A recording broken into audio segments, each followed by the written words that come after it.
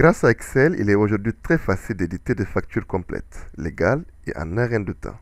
Donc, vous avez le choix entre utiliser des modèles de factures tout prêts, d'accord, ou de créer de vous-même une facture personnalisée sur Microsoft Excel. Nous allons essayer de balayer pratiquement les petites fonctionnalités importantes dès la création de la mise en page jusqu'à la sauvegarde des données. Cela va servir de support aux débutants, d'accord, et de révision pour les personnes avancées dans Microsoft Excel. Alors, par exemple, ici, nous avons notre facturier, d'accord, nous avons la table client, la table magasin, et nous avons la base de données sauvegarde où nous allons sauvegarder toutes les informations liées à notre facturation.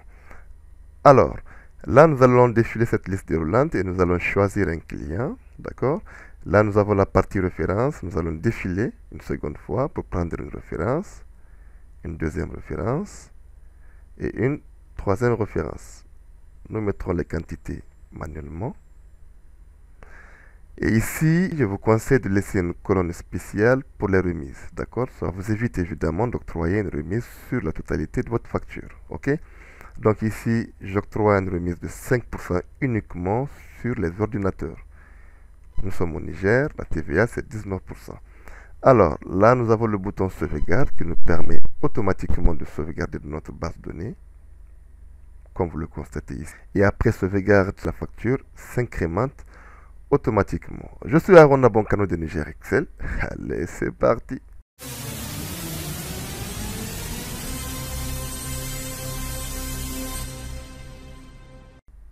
Bonjour à tous et bienvenue dans ce nouveau tuto. Donc, premièrement, pour aller très vite, nous allons d'abord scinder notre classeur.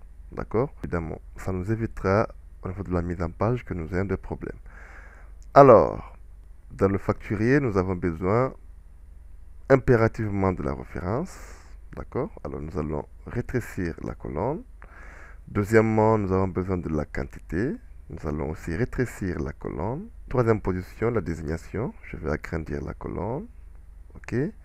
Quatrièmement, le prix unitaire, la remise, le net commercial. Alors, ça nous reste une colonne supplémentaire. Là, je vais agrandir de nouveau cette désignation.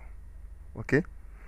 Alors, automatiquement, notre facturier est plein à imprimer. D'accord. Et là, je vais prendre cette cellule-là. Je mettrai le logo entreprise. Vous allez mettre ici le logo de l'entreprise. Alors, ici, vous mettrez le téléphone de l'entreprise.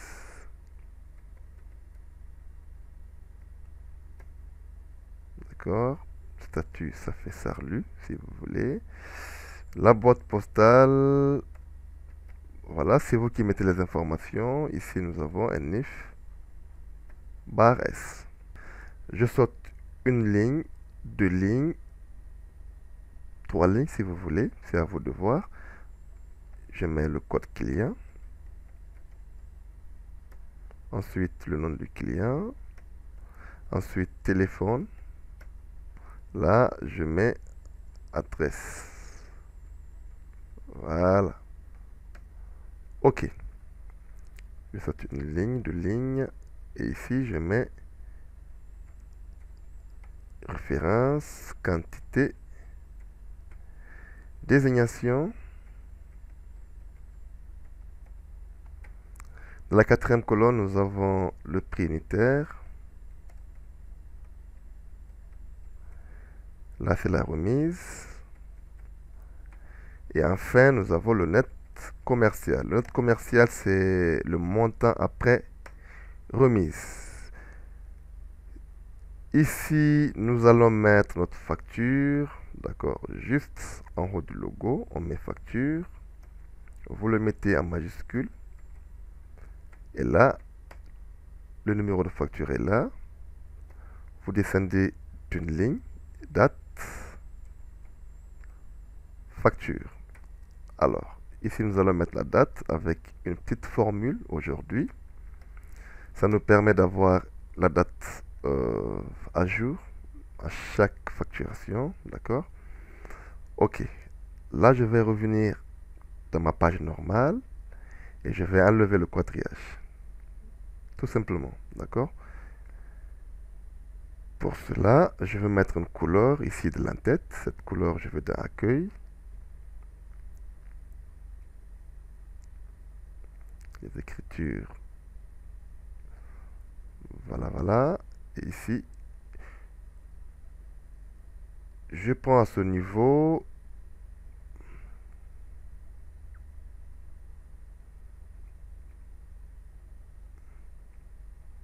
Voilà. Donc, pour la bordure, je prends ce trait-là. Et juste un trait au milieu. OK? C'est très simple. Comme vous le constatez, ma facturation prend forme. OK? Là, je vais essayer de mettre aussi un quatriage aux alentours. Donc, bordure, je mets le même quatriage au niveau du contour. Et ici, je vais fusionner ces deux cellules-là. Je pointe ce petit balai et je fais un clic sur le balai. D'accord? OK? Alors, nous avons notre facturier ici. Nous allons mettre ça en gras. Le logo de l'entreprise, je prends toute cette partie-là. Je vais fusionner. Je vais centrer. Logo, je mets en gras. Ou le logo de l'entreprise. Voilà, peu importe. Là, nous avons le numéro de facture. Je le mettrai aussi en gras. Je le mets au milieu. Génial. Alors, là, je saute une ligne et je rétrécis cette ligne-là. Ici, je mets total hors taxe, la TVA. Ensuite, le montant TVA. Ensuite, nous avons le total TTC. C'est très simple, ok? Je vais prendre ici aussi et je vais faire un quatriage joli dessus. Voilà, alignement, bordure. Je prends ce trait pointillé. Voilà, voilà. Alors, là, nous avons notre facturation qui a pris forme. Alors, cette partie-là, vous pouvez écrire les différentes informations liées au règlement. D'accord? Nous allons faire un petit aperçu avant impression. Notre facturé déjà a été mise en page normalement. Il ne reste juste qu'à imprimer la facture. Nous avons besoin d'une table client. Ici, je vais renommer la feuille facturier.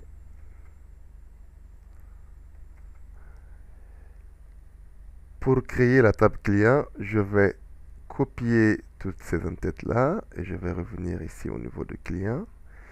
Je colle en spécial, en valeur, et je transpose cette donnée-là et j'aurai les mêmes entêtes. Là, je mets une couleur, la même couleur. Voilà. Pour le premier client, je mettrai CD1. Alors, je mets Niger Excel. C'est le premier client, téléphone. Alors, pour cela, nous allons essayer de mettre notre première formule ici, là. Nous allons faire une liste déroulante ici. Alors, je pointe l'onglet données. J'autorise une liste. Et ici, je pointe la base de données client. Je prends une grande étendue. D'accord, pas de problème. Je fais OK. Automatiquement, ma liste déroulante a été créée. D'accord? OK. Ici, il faudrait que nous affichions toutes les informations liées à ce code-là. Pour cela, nous allons créer une petite fonction, évidemment, qu'on appelle la fonction recherche verticale. Mais nous allons un peu la modeler parce que ça nous permettra d'aller très vite. D'accord? Pour cela, je réinitialise la cellule avec le signe égal et je mets la fonction recherche V. Valeur recherchée, c'est cette cellule-là. La table de matrice, je pointe ma table client, d'accord? Et je prends toute cette colonne-là, d'accord? N'oubliez pas de figer avec des dollars en appuyant sur la touche F4, d'accord? Le numéro index colonne, je mets 2 parce que je cherche le nom de la deuxième colonne et valeur si proche, je mets 0. Là, je valide, Niger Excel apparaît. Si je choisis client 02, escale apparaît. Mais là, il faudrait que je répète la même formule dans toutes ces cellules-là, d'accord? Soit je copie, d'accord, cette formule, et je colle ici et je change le numéro index colonne. Mais moi, je vais changer évidemment cette structure de formule. Au niveau du numéro index colonne, je vais imbriquer la fonction equiv. D'accord? La valeur recherchée, c'est le nom. OK? Où est-ce qu'on trouve ce nom-là? De la table client au niveau de l'entête. Tout simplement. N'oubliez pas de figer avec la touche F4. Alors là, correspondance exacte, je mets 0. Et automatiquement, ma formule a pris. Donc, n'oubliez pas de figer cette valeur et 10, d'accord, pour pas que ça bouge. Et là, je valide. Une fois que j'aurai incrémenté, comme vous le constatez, alors automatiquement, les références s'affichent, d'accord? Alors, nous avons franchi une première étape. Là, nous allons créer notre table magasin.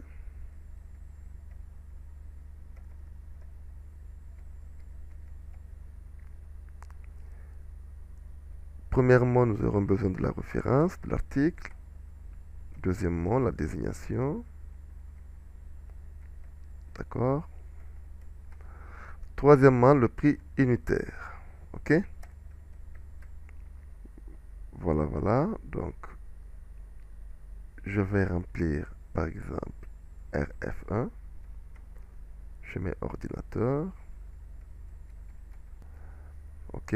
Ici, je mets la même couleur. Le fond en blanc. D'accord? OK. Pour cela, nous allons faire la même manip pour la liste déroulante. Nous sélectionnons toute la référence. On fait données. Je reprends. J'autorise une liste. Et là, je pointe le magasin. D'accord? Je prends une étendue, évidemment. Allez au-delà de ce que vous voulez. Et je fais OK. D'accord? Là, nous avons la liste déroulante. Ici, on fera la même manip pour la fonction recherche verticale. Donc, recherche V, valeur recherchée, c'est la référence. Table de matrice, je pointe le magasin. Je prends toute cette colonne-là. D'accord? N'oubliez pas de la figer avec la touche F4. Numéro index colonne, j'imbrique avec la fonction equiv. La valeur recherchée, c'est un facturier. On cherche la désignation, je pointe cette en-tête là, d'accord? Je vais figer la ligne et non la colonne, d'accord? Alors, dans quelle en-tête je trouve cette désignation là? C'est de la feuille magasin dans les en-têtes, ok? Alors, je fiche toujours avec F4, correspondance exacte, c'est 0, alors je mets le dernier 0 et je valide. Évidemment, il n'y a pas d'article, donc ça me renvoie une erreur. Si je sélectionne une référence, automatiquement, ordinateur s'affiche. F2, micro, ordinateur s'affiche. Alors, je vais figer cette référence-là sur la colonne et je valide. En ce moment, je peux tranquillement incrémenter le prix automatiquement et je peux incrémenter vers le bas. Mais là, j'aurai des erreurs parce que tout simplement, ici, les références sont vides. D'accord? Cela, je vais mettre une petite fonction que vous connaissez tous cette fois-ci. C'est la fonction si erreur. Si cette formule présente une erreur, alors tu me mets du guémé. Je valide. J'incrémente ma formule vers la droite et j'incrémente vers le bas. D'accord? Donc, comme vous le constatez ici, ma formule marche très bien. Je peux mettre la quantité, par exemple, 2. Pour la remise, c'est très simple. Nous allons formater le contenu de la cellule en partant d'un accueil et nous allons pointer ce style de pourcentage-là. nous cliquons dessus. Alors automatiquement, nous allons mettre par exemple 5%. Là, nous allons configurer notre note commerciale. C'est très simple. Le note commercial, la formule, c'est le montant moins la remise. Alors, ici, le premier montant, c'est d'abord le prix unitaire multiplié par la quantité. D'accord? On fait moins. Toujours le prix unitaire multiplié par la quantité, mais cette fois-ci multiplié par la remise. Alors je vais incrémenter vers le bas. D'accord?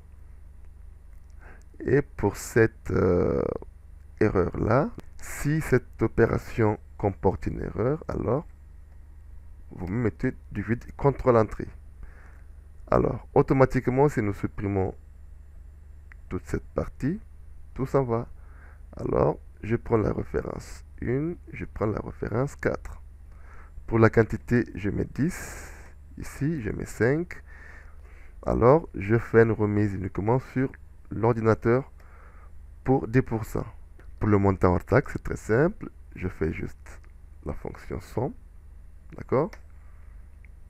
Ensuite, la TVA, c'est 19%. Je vais formater la cellule. Je mets 19%.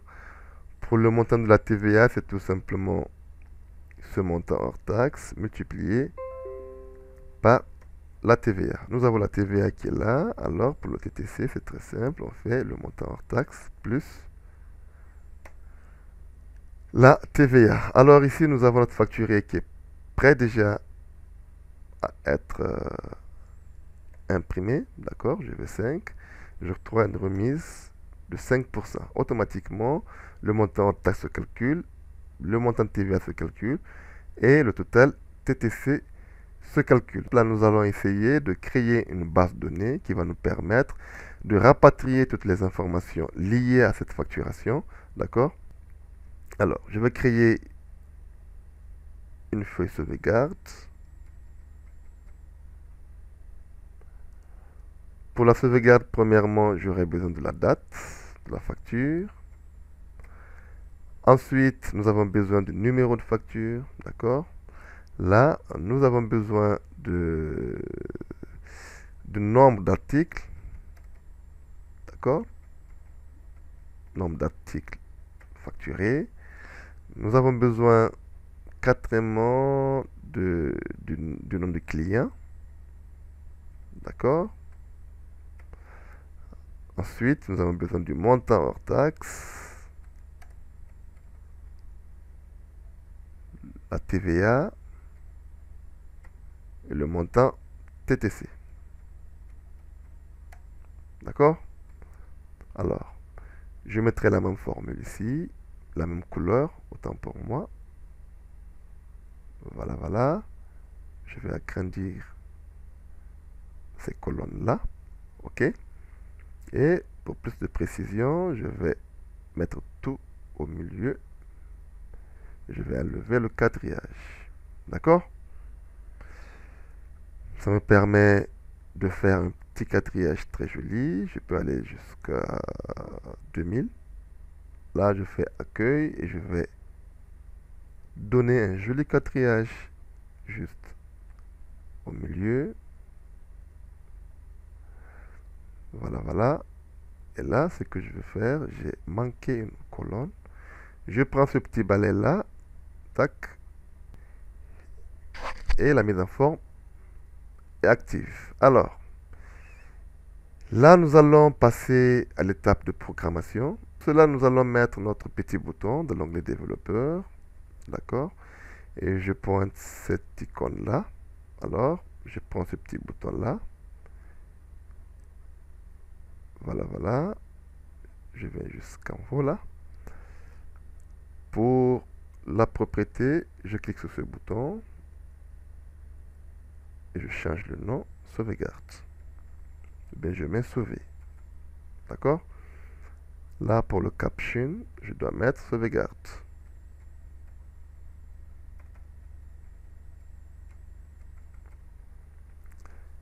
D'accord.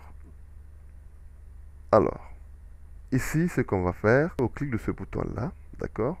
Nous allons rapatrier toutes ces informations et les stocker au niveau de la page sauvegarde. Nous avons besoin de créer une variable et la variable sera la dernière ligne. Dernière ligne, pourquoi? Je vous explique. Je vais de la feuille sauvegarde. Alors, une fois que nous aurons sauvegardé une première ligne, d'accord, on dira au code et vérifie de la base, trouve-nous la dernière ligne qui n'est pas vide. D'accord, par exemple, c'est celle-là, exemple. Et ensuite, tu fais un +1 pour enregistrer de nouveau la seconde sauvegarde. Et ainsi de suite, au fur et à mesure qu'on clique sur le bouton, d'accord, tu cherches la dernière ligne et tu sauvegardes les informations de la facture suivante. Très simple. Je vais appeler cette variable last row. En anglais, ça s'appelle row, ça fait ligne, comme étant un entier. D'accord? Là, nous allons définir cette last row là. Pour définir, c'est très simple. Donc, last row est égal à quoi? Est égal à tout simplement de la feuille sauvegarde. D'accord? Donc, nous allons écrire sheet sauvegarde.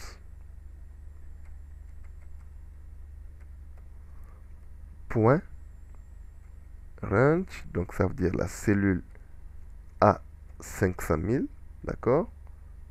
Donc tu vas jusqu'à la ligne 500 000, d'accord? Donc à la fin, et tu remontes en faisant un XLAP, point row, tu viens à la dernière ligne de la base sauvegarde qui n'est pas vide, et tu décales d'un cran. Ça veut dire que tu descends d'une ligne, d'accord? Si vous voulez comprendre, ici je vais mettre un message box, ok? Donc, last row. Alors, normalement, si je clique sur le bouton là, nous aurions la ligne 2. Parce que tout simplement, après la ligne numéro 1, la date, cette cellule A1 est occupée. Donc, il va me renvoyer la dernière ligne. C'est la ligne A2. Alors, comme vous le constatez, nous avons 2. D'accord? Si par exemple ici, je mets quelque chose à l'intérieur, alors notre last row sera 3. Voilà, comme vous le constatez. Alors, nous allons continuer. J'espère que vous avez bien compris. OK. Donc, ici, nous avons besoin déjà de la date. Donc, cette date-là de le facturier, c'est la cellule F3. Alors, je ferai quoi? Je ferai tout simplement sheet sauvegarde.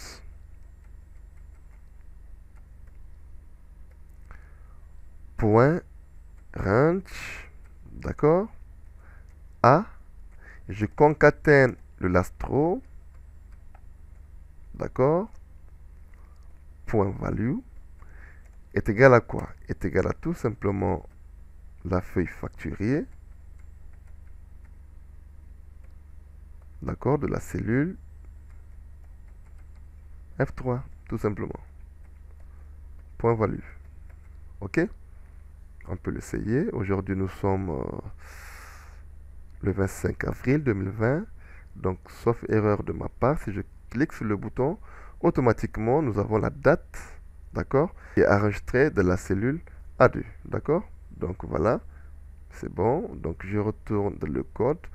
Nous avons une colonne, 2, 3, 4, 5, 6, 7 colonnes. Alors, je vais copier cette ligne de code-là et je vais la placer 6 fois. 2, 3, 4, 5, 6. Premièrement, je vais changer le A par le B parce que là, nous sommes sur le numéro de facture et quand on vérifie de le facturier, le numéro est dans la cellule F1. Alors, je change B. Ici, je change le F3 en F1. Alors, je ferai pareil pour toutes ces lignes de code-là, d'accord? Voilà, j'ai fini de mettre toutes les références. Alors, ça reste une seule référence que je dois vous expliquer. c'est par rapport à la colonne nombre d'articles, ici. Alors là, nous allons le calculer, c'est très simple. C'est de la cellule B43. Si vous constatez dans le code ici, nous avons le B43, donc qui correspond à la colonne C de la base sauvegarde. Donc voilà, C. Alors, ça, nous allons juste faire une petite formule NBval qui va permettre de nous compter, d'accord, le nombre de valeurs dans une cellule, d'accord. Alors, là, on prend la référence là, toute la référence. Normalement, nous aurions 3. Voilà. Donc, le code est fini. Nous allons essayer d'activer le code. Donc, notre base sauvegarde, elle est vierge. Alors, je viens de sauvegarde, je clique sur le bouton. Automatiquement, comme vous le constatez, nous avons enregistré la date, le numéro de facture, le nombre d'articles, c'est 3, le client, c'est SK l'assurance, le montant hors taxe, la TVA, et le montant TTC. D'accord? Ce qui reste ici, c'est de rendre automatique l'incrémentation de la facture, du numéro de facture, autant pour moi, et ça c'est très simple. Pour cela, nous allons d'abord vérifier la référence de la cellule, c'est F1, et nous allons nous mettre au bout du code, d'accord? N'oubliez pas de faire des petits copier-coller, ça nous aidera évidemment à aller très vite. Donc, je prends cette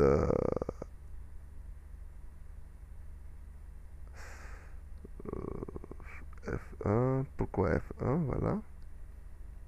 Je prends F1, je colle, et je fais tout simplement cette cellule F1 égale cette cellule plus 1. Ça veut dire ici, à chaque fois que je clique sur le bouton là, donc, qu'il rajoute 1 sur le numéro précédent, tout simplement.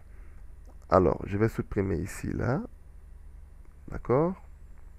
Je vais le supprimer, et je clique automatiquement, comme vous le constatez, la facture numéro 2 s'est incrémentée, d'accord? Et là, nous avons toutes les informations liées à notre facturation qui se sont enregistrées dans la base sauvegarde. Alors évidemment, nous allons mettre une petite message box, d'accord, qui va nous alerter au cas où nous aurions cliqué sur le bouton pour nous dire voulez-vous sauvegarder la facture. Là, on aura le choix en deux boutons. Soit on prend oui pour activer la macro, soit on prend non pour sortir de la macro. Là, c'est très important. Donc, pour cela, je me place ici, là. D'accord? Et je mets un petit if message box. Si, voilà, if message box.